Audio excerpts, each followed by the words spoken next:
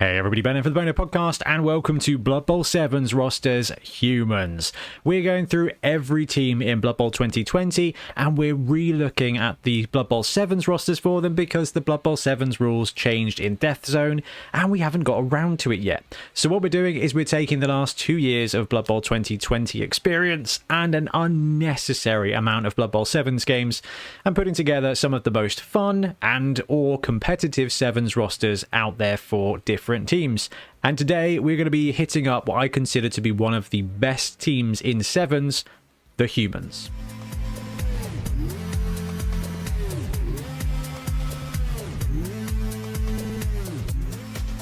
Okay, so why do I think humans are one of the better teams in 7's? They are so cheap and so flexible. In Blood Bowl 7's, the reroll cost is doubled and you've only got 600k to put your team together. Because the positionals here are really valued, they're valuable, they're valued well. I don't want to say cheap, but they kind of are. And the linemen are an absolute steal at 50k. You can probably fit a reroll into most rosters. And when I mean they're flexible, actually no matter what you want to do here with the human team, no matter how you want to play your Blood Bowl, you can get it. We've got movement 7 blitzers. We've got one of the best throwers in the game, movement 6, edge 3+, sure hands, pass 2+. They're phenomenal. You've got movement 8 catchers with dodge, you've got a stunty element in the halfling, and you've got one of the best big guys in the game, the ogre, at least one of the most reliable ones anyway. So you've got a bit of everything in this team, and it means that you can kind of adjust your roster to your playstyle, basically get everything that you want to in 7's with that 4 positional limit. Now, the blitzers and the throwers are the 2 top positionals on this roster. Those blitzers are awesome, and you can actually max out the roster. You can take all 4 of them. You might want to flex that out and take a thrower instead, but what you get with that is those movement 7 block pieces with great armor, brilliant skill access, and standard agility of 3+ means that if you need to jump them out into the open, they're probably going to be able to do it. They are an excellent positional, and they are just the superstars of 7's when it comes to running humans. And then you've got the thrower.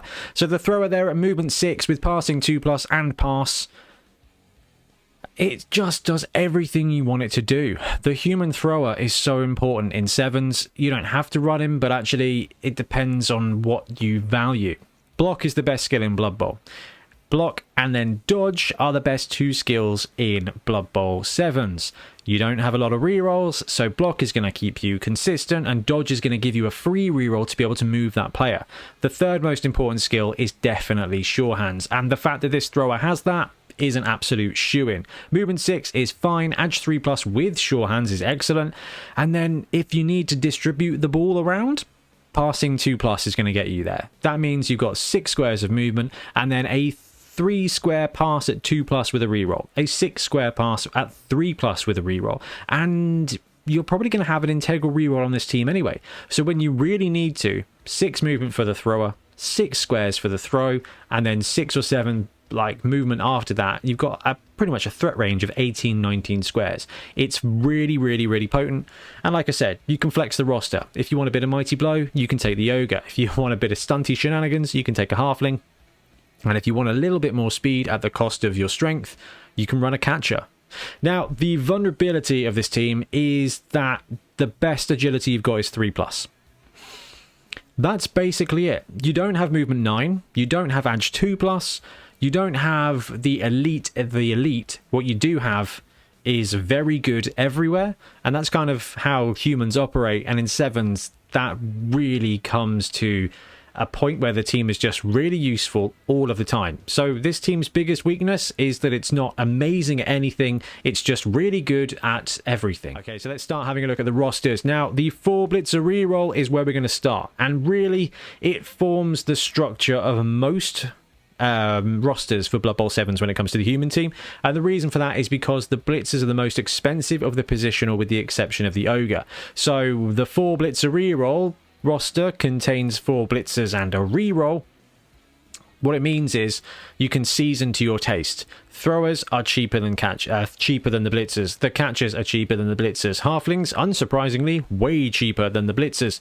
So if you want to take 2 throwers, 2 blitzers, 2 throwers, a blitzer and a catcher, 3 blitzers and a thrower, you can do that all within this roster, and it's just going to get cheaper for you. Basically, this is maxed out. So you get 7 players here, 7 human players, and 4 of them are those movement 7 block blitzers. You've got an integral team reroll in here as well. It brings you to 590, and that 10k is not really anything you can spend on in 7s. Assistant coaches and things like that are 20k. They've doubled the price, so spare cash doesn't really achieve a lot. Unless you're playing League, maybe, then you could take dedicated fans. I'm not sure. If you're playing League 7s, it's an interesting one. Straight out of Deathzone, everybody gets random skills, basically, and it's a bit of a fun and just narrative ride. I prefer playing constructed 7s, so either a tournament format or like we're doing with 7 Super Series, kind of an expansion. You choose one skill after each game to give to a dude based on what tier the team is. That's my favorite way to play because your team kind of grows, but actually it gives you the option to try out things you want to try. Now, when it comes to this Blitzer 4 Blitzer reroll build, you've got that team reroll, and you've got 4 movement 7 pieces who've got block. So as far as consistency goes, you're going to be able to do most of what you're going to be able to do when it comes to playing 7s, right? Movement 7 is plenty of speed. Block is really useful. It's going to help stop you needing too many rerolls, but you've got to reroll anyway. Now, when it comes to skills for humans, especially the blitzers, it's a really flexible situation. The blitzers have got so many good skills that they can take, but when it comes to building a 7s team, you kind of want a couple of different roles as your primary. And the first one of that is you kind of want a dedicated ball carrier if you can get one. Now, the most obvious thing to do in this roster is to drop one of those blitzers down into a thrower. They've got the sure hands element, they've got great passing ability, and that kind of ticks that off. If you don't want to do that because you don't want to give it the movement and the block, well, then you can give one of these blitzers sure hands. Now, like I said, sure hands is the 3rd most useful skill in 7s, and having one of those guys be a ball carrier sets you up really, really, really well. You're going to be picking up the ball at least twice a game, ideally, probably a little bit more than that if you're doing and playing some good defense, or if things go horribly wrong. Without that sure hands reroll, you get one shot at it with a reroll, basically, with your team reroll, and once that's gone, you're kind of just hoping the dice don't let you down, and that's a dangerous game, my friend. So we'll assume you're going to give one of your blitzers sure hands, or you're going to drop one of these blitzers down into a thrower to become your primary ball carrier. Then, role 2 for 7s is a safety, is a sweeper in the backfield, a defender, and taking a blitzer here with tackle is going to save you again really, really often. Everybody's going to try and find a way to get dodge into a 7s roster. Most rosters have a piece with dodge. This roster here can take a catcher with dodge or a halfling with dodge. You've got stunty teams everywhere. Skinks, gutter runners, war dancers. Tackle is going to come in handy in the majority of your 7s games. And having one of those movement 7 block pieces in your backfield with tackle is going to give you a really solid piece of defensive play no matter who's trying to break through your line. The other positional you kind of can start to develop or consider rolling out there to go along with that is a support piece or a removal piece. So a support piece, what do I mean by that? Actually taking a guard piece is going to be really useful as kind of your 3rd skill in a 7s tournament. It is probably where these guys are likely to be because they're tier 2. So having that guard piece is going to be able to just maneuver around at speed 7, be where you need them to be to give 2 dice to whoever's there. On a roster like this, where there's probably 2 or 3 other block pieces, you are pretty much guaranteed then to get a nice 2-die block with block on any target. And that support player goes really well hand in hand with your defensive tackler. Okay, that's a 2-die tackle here in the backfield. Fabulous. Or you can go the removal route. Now, if you take an ogre, that kind of fulfills that barrier, right? That fulfills that role. You've got Mighty Blow, you've got Strength 5, that's a solid 2 dice hit with a removal skill there. But what you can do here is you can just straight up give one of your blitzers Mighty Blow, or you can give them Frenzy. Now, if you've got a support piece, that Frenzy piece, they go hand in hand really, really, really nicely. I wouldn't worry too much about Mighty Blow or Frenzy on this roster. If you want to play the removal game, then actually Khorne would be a little bit more fun for you, or one of the teams that can take a Rat Ogre. So, yeah, but actually, removal is not to be sniffed at in sevens, because one player being removed from a team of 7 is way more impactful than one player being removed from a team of 11. It's almost equal to 2 players, so it's really going to snowball if you want to go that way. The only other skill you can kind of do is if you get a secondary, you could give dodge to one of your blitzers. We've talked about it being an incredibly useful skill, and it actually combos really nicely with the fact that your blitzer is a combat piece. Blodge is brilliant for maneuverability and blitzing, but it's also incredible for keeping your guy alive, so there's definitely that. Now you're backed up by 3 linemen with this roster, and there are a couple of options here. If you're running 7's league, it's going to be random generals all day. Block, sure hands, kick are all excellent skills. Wrestle's not bad if you get a random, but if you're in a position to be giving your lineman a skill, then actually kick is going to be phenomenal. You can pin your opponent back, you can try and go for the sweet 7 stream of an onside kick and just keep that ball really close and allow your blitzers to be able to get to work and strike at it really well. Kick is a great skill in normal 11s, and it's even better in 7s. Okay, so a slight divergence from that 4 Blitzer reroll is the 3BT reroll, which is where we've taken exactly that roster, and we have in fact downgraded one of the blitzers to a thrower. I'm calling it a downgrade because from a combat and speed point of view, it is a downgrade, but as far as the team cohesion goes, I think this is probably the best roster you can take from humans. It's not exciting, but it is strong and it is consistent. You've got 3 of those excellent block pieces and 3 great linemen with a team reroll. This one comes in at 585, so you can't really buy anything else on top of that, but it's also got that thrower, and that thrower is going to give you a couple of different options. First of all, it comes with sure hands and that great passing ability, so you've got someone who's going to be able to reliably pick up the ball, and in this player's case, reliably deliver it to somebody else on your roster. That's definitely not something to be sniffed at. But the other thing it does is it gives you access to leader.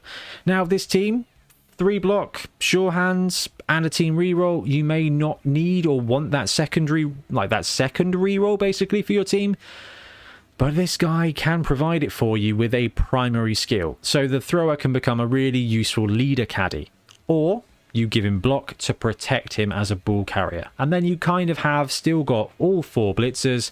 You've just got one that's slightly slower, but way better at throwing. So if you want to be consistent, you can go from that block route. But if you want to empower your team, you take leader, and you've basically got 2 team rerolls on a 7s team. You can go accurate and start being a bit of a gunslinger. You can choose on the ball to receive and just get movement 9 basically on the kickoff.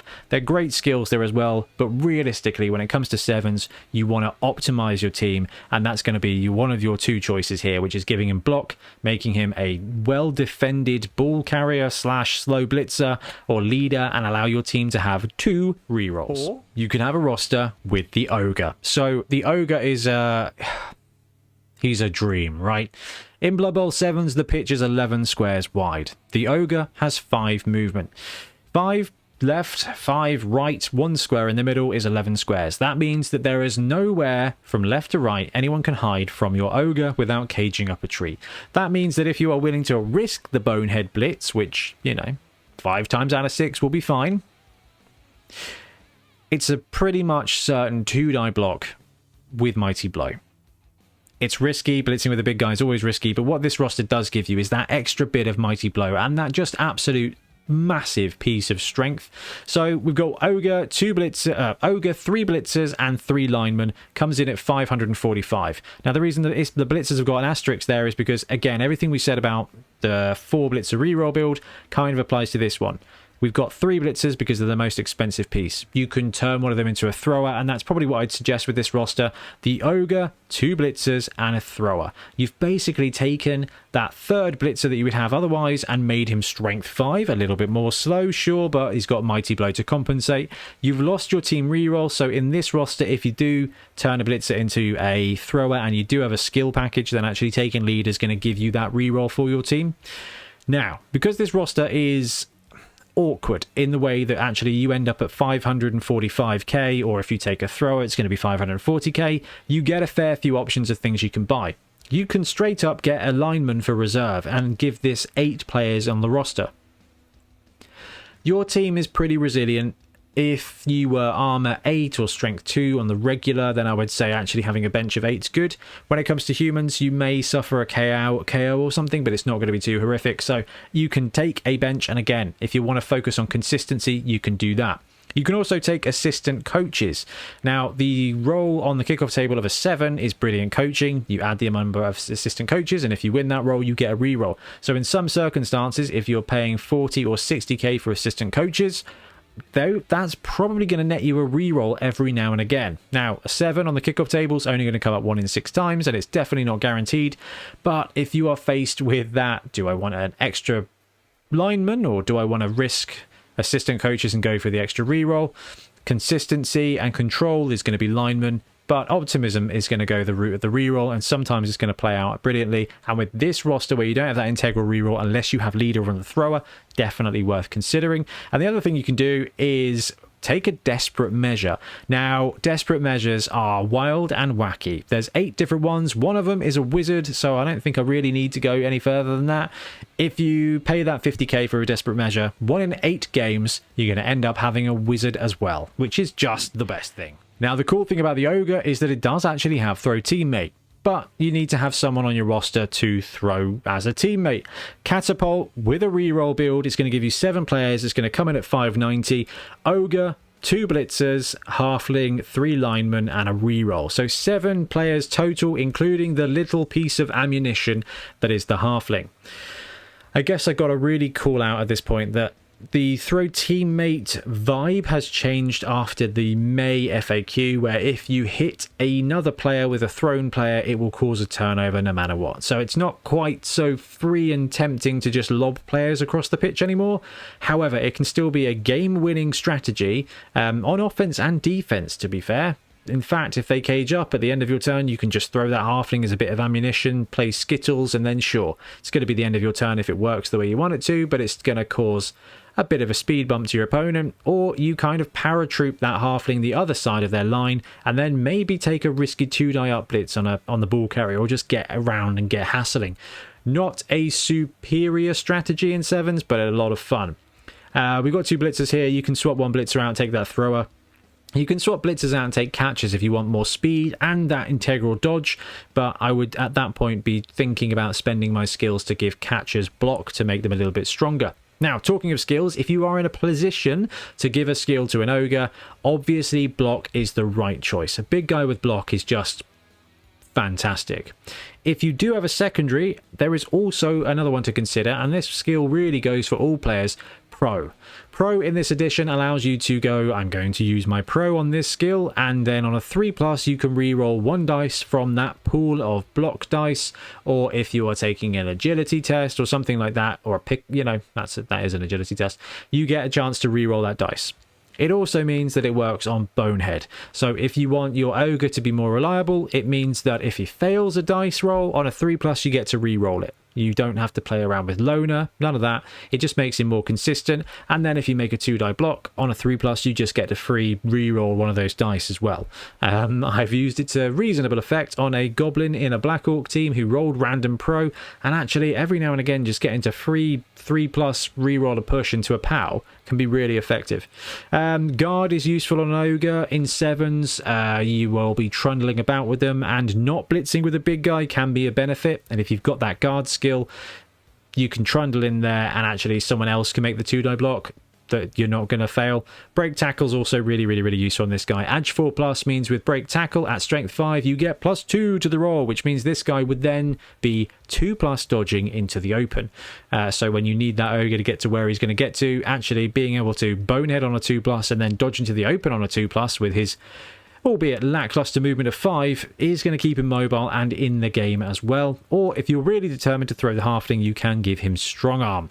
And when it comes to the halfling, if you're in a position to give him a random general, that would be really funny, but it's not going to be consistent. If you can get block or break tackle or pro on him, it's going to be really useful.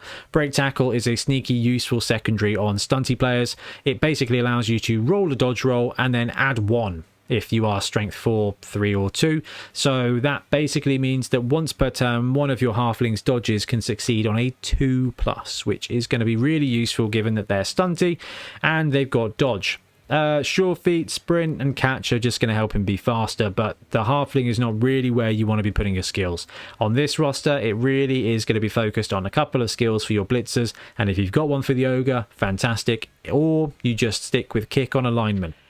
And the last kind of build that we haven't really spoken about is the max catch reroll build. So if you are just interested in airing out the ball as much as possible with one of the best throwers in the game, you can do it this way. 3 catchers, 1 thrower, 3 linemen, and a reroll comes in at 525.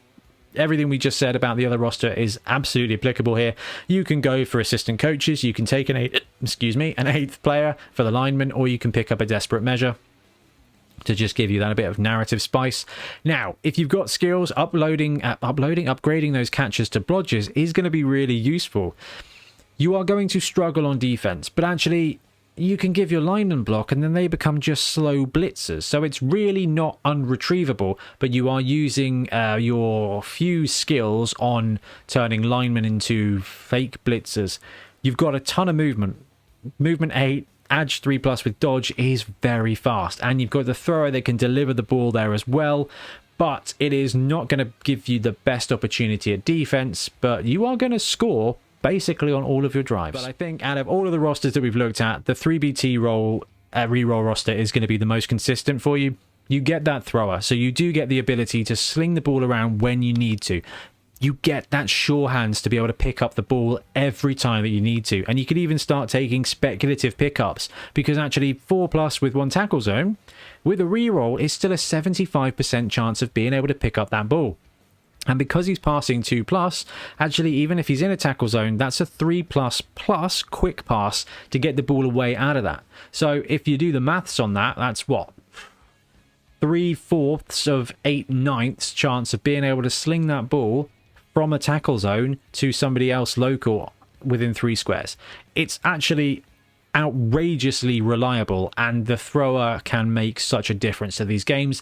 And he's backed up by 3 movement 7 block pieces that, if you get a couple of skill accesses, really become superstars in 7s. I know it's not as exciting as having the ogre, but we've had a look at a couple of rosters if you do want to run the ogre, but this one here I think is going to be the most competitive roster.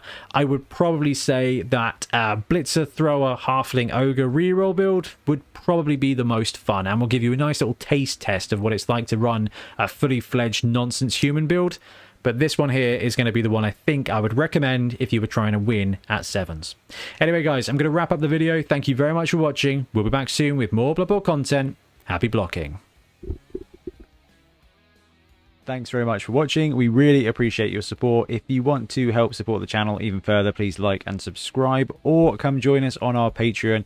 We have early access to content. We get loads of feedback from you guys, and we try and do competitions as much as we can. Or you can get yourself some Bonehead podcast merch on our Spreadshirt site. So if you want to support a team, especially for the Bonehead Championship, you can pick up a shirt, a mug, things like that. It all helps support the channel, and we really appreciate it.